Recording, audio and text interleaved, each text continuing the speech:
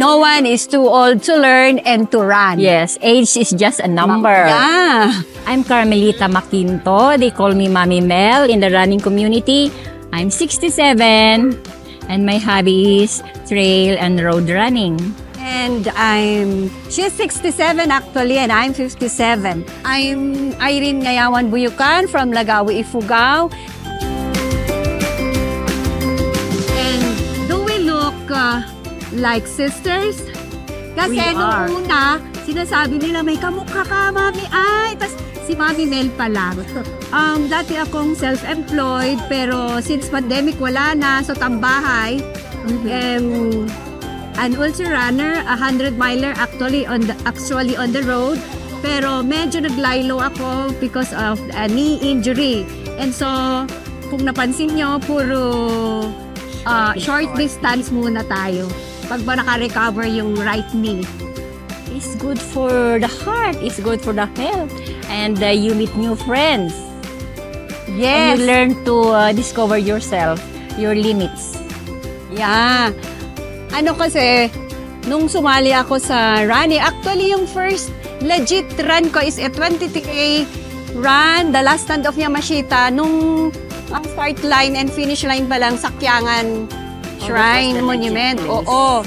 21 yun. Nung sabi ko, oy, kaya naman pala. So, isinunod ko yung Mount Polis ni R.D. Buklay. And then, it went on and on hanggang nakaka-addict pala ang bundok. Tapos maganda ang running kasi you can go places, nabivisit mo yung buong Pilipinas dahil sa running. Yeah, you get in touch with nature. Oo. And when you are in the mountains, you feel wala kang problema. Oh, yes. Di ba, Mami Mel? Distressing. Madaming nami-meet na friends. Oh, yung pinaka-nahirap. That was maybe Akyathlon. I underestimated the distance. I underestimated the route. Anong distance ka noon? I was about to run 20. I registered 25K. But then, I had no water, no trekking pole, and it was so hot. Yeah, yung So, pabalik. Yeah, hindi ko na pinansin yung mga photographer na may mga smile. First Akyathlon ko din, 25K, 26K.